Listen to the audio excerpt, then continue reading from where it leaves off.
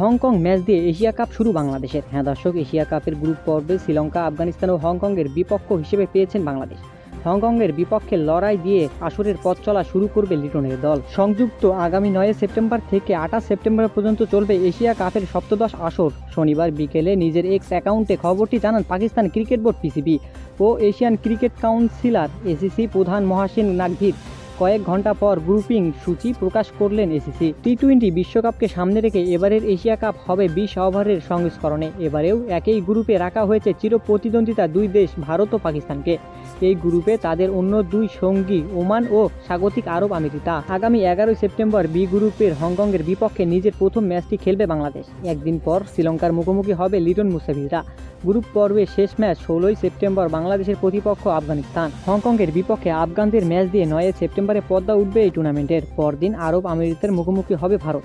পাকিস্তানের তাদের প্রথম ম্যাচ খেলবে 12 সেপ্টেম্বর প্রতিপক্ষ ওমান।